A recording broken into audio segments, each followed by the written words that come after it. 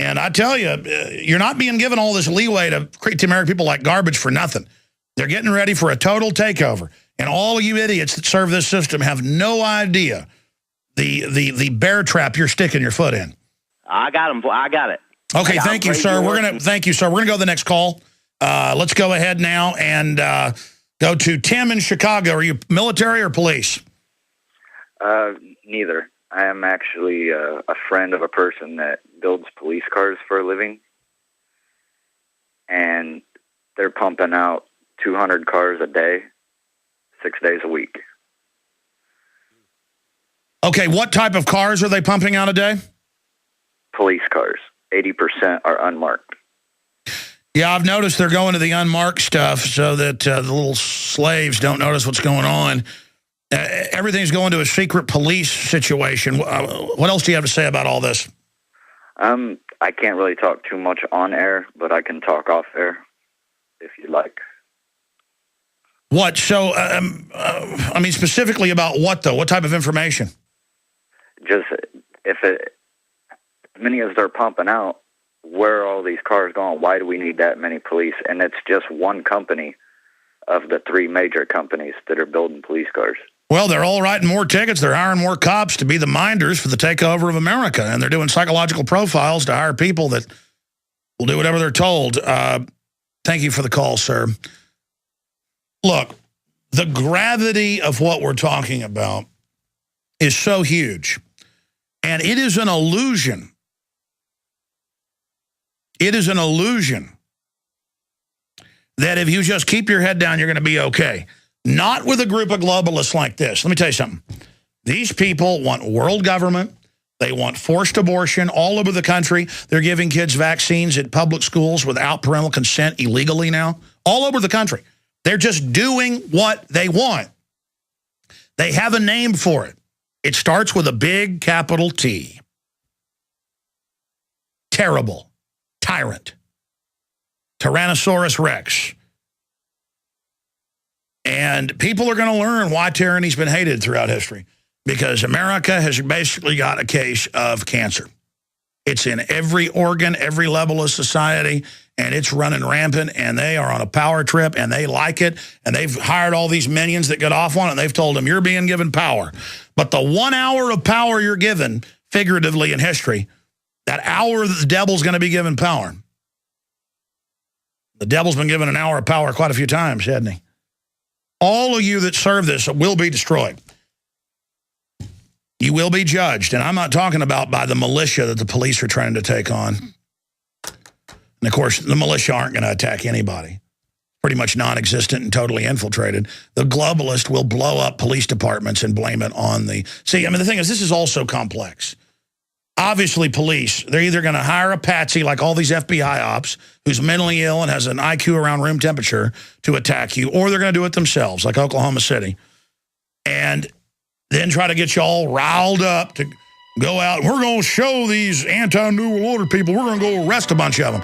And then the Civil War starts. And then you're not going to be dealing with FBI patsies.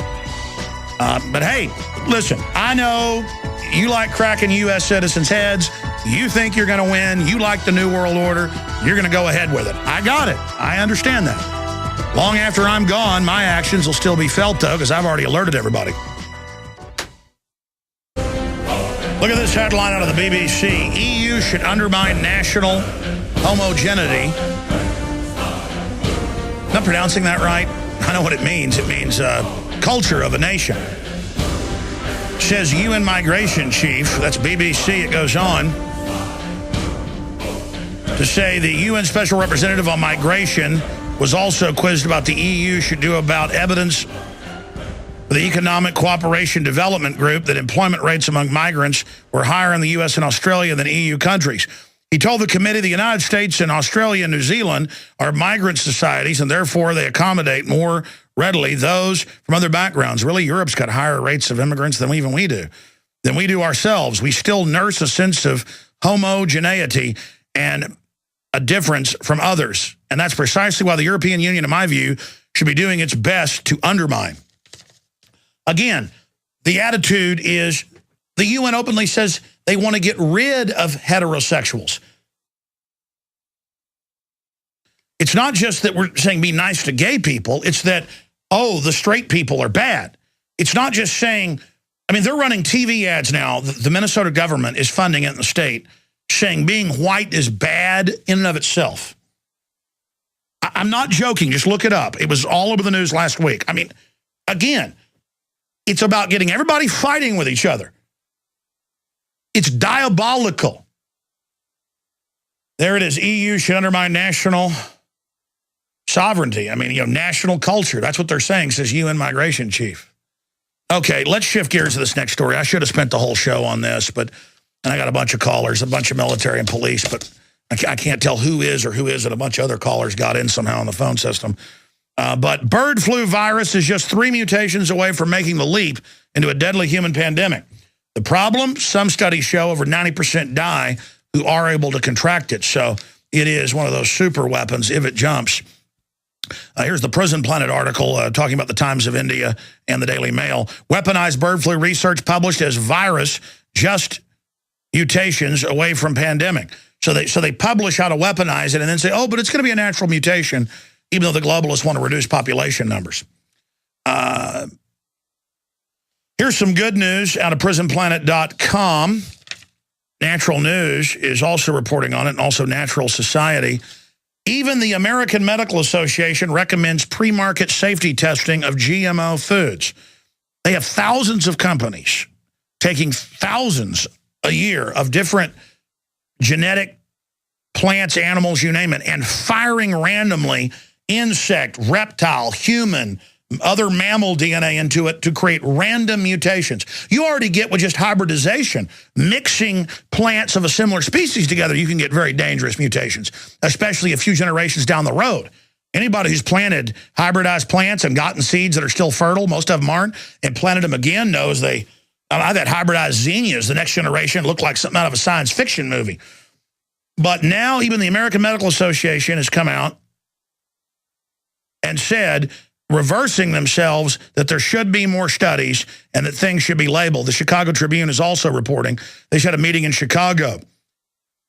The week the American Medical Association voted to reverse, this week, a policy recommending that foods made with genetically modified organisms have mandatory pre-market safety testing. This is a big deal, folks. I guess even though they're globalist sellouts funded by Big Pharma, they don't want all their kids dying. Here's another one. This is CBS News. I already mentioned this, but we're going to play a news clip. GM grass linked to Texas cattle deaths. All I can say is good job, KI, our local station here in Austin. And they just mentioned at the bottom of the article, oh, yeah, well, this is at a couple of ranches, but 15, 18 cattle died in one feed area, one ranch in Bastrop. And we fed them the Tifton 85, which is a Texas A&M developed hybridization, which is a form of GM, not GMO. It's not a cross species because it's both grasses. And they've got the EPA out there, at least in this latest article. This is a local clip that the national story came out of, saying, oh, yeah, they are off-gassing cyanide. And I saw that last night when I did a report on it, and I thought, that's that movie, The Happening. And I went and looked it up and found out that there are other cases of this. I thought that was just a crazy movie. See, you learn stuff every day. I mean, I've talked to top doctors and scientists who say that almost everybody's getting allergies now. No kidding. You're eating GMO, your body's freaking out. Cancer is exploding. Neurological disorders are exploding.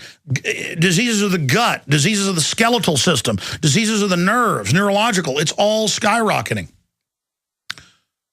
Let me tell you, I'm seeing local news now report on fluoride, have it being poisonous, on GMO. I'm seeing it all over the country. People are waking up. Most people aren't operatives of the New World Order. They just buy into whatever the national media says and regurgitate it.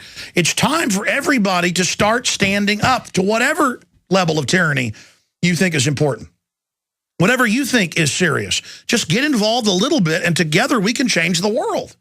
People ask, if things are so bad, I had national media when I was covering Bilderberg a few weeks ago in Virginia come up and say, well, okay, if they're so powerful, why are you here? And I said, because good is powerful.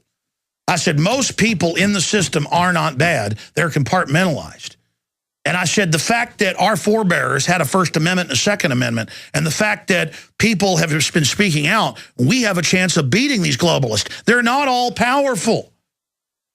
I can't tell you how many police officers off air and military call me and go, I thought you were crazy and everything. Here's some documents. It's all true. And they'll start breaking down and crying. Just like you heard that police officer earlier, because it freaks you out to find out this is all real. Well, hey, let's not freak out about it. Let's take action and defend the republic. And when you're told something, if it's immoral, unconstitutional, don't follow that order. Because not following orders is what it's all about. You know, the Nazis tried to say just following orders, and they got hung. Look at how they treat the military, taking their pension funds, taking their death benefits. England just did the same thing. Military doesn't have to take the smallpox and anthrax shots. And the military always rebels because it kills people when they do it, and then the system has to back off. We can say no together now. It's time to start saying no. It's time to start saying no. Here's the problem, and I've had top genetic engineers on. You've heard them. In the 90s, they would change the long-leaf potato, was one top scientist I had on from England about it. And they would feed it to the rats, and it was sterilizing them and causing problems. And they said, go ahead and approve it. We want to reduce population anyways. But what they found is that the long-leaf potato, after they did that test, then 5, 6, 7 generations randomly would just start producing poison in it. Because they can change a gene or even stack 6 or 7 genes, traits. Some of them have like 50-plus genes stacked in them. But then randomly, you change one thing. Yeah, you can make it do what you want, but then randomly it spins out of control and then does a whole bunch of other stuff.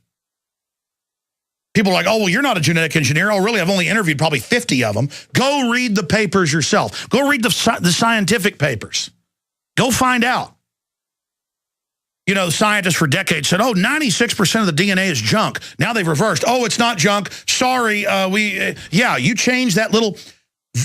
Let's go ahead and go to this clip. This is what's happening outside Austin, Texas, where I'm broadcasting from right now. Here it is. Hi. Dr. Gary Warner, a vet who specializes in cattle, conducted the 15 autopsies. Tests revealed the Tifton 85 grass, which has been here for years, has suddenly started producing cyanide gas, poisoning Abel's cattle. Coming off the drought that we had the last 2 years and kind of semi in one here again, we're concerned that it was a combination of events that may have led us to this. But until scientists can determine exactly why this tried and true grass suddenly began producing cyanide, Jerry is keeping his livestock far away. The grasshoppers are enjoying it now. All right. Now, what is even more worrisome... That's good. And again, we're going out there tomorrow. He's also... We talked to some of the other farmers. They're feeding him GMO alfalfa, so that could be involved. You don't know how this stuff's crossing. But it turns out I actually looked up the scientist we had on from England. I can't pronounce his name. He's like Pakistani. But the point is, I looked up what he said like 5 years ago on the show, and he was talking about toxins being developed. And I didn't know what he was talking about. I went and looked it up. It turns out this is routine, even with hybridization, that they'll just suddenly start producing cyanide. Folks, most of the corn, it's like 87% of the corn in the U.S., is BT, meaning, well, there's a whole bunch of different types of it. But the point is that it produces its own pesticide in the corn. And then bugs who eat it die. And then they say, but it's okay for you to eat it. And then I saw that article in the Washington Post a few months ago where they said, well, Monsanto's angry because farmers aren't planting refuge crops for the bugs. I didn't know that. They have to plant crops separately just for the bugs to eat because they don't want all the bugs on Earth to die. So it's like, you got to plant refuge corn for these bugs because it'll kill them. But go ahead and feed it to humans. Here, let's feed some cyanide grass to our kids. You know, everybody knows cyanide's good for you. Folks, we better wake up and say no to tyranny or it's over for everybody. The elite have gone crazy. See you back live tomorrow, 11 a.m. Central, Infowars.com to see the tank report and more. It's all up there.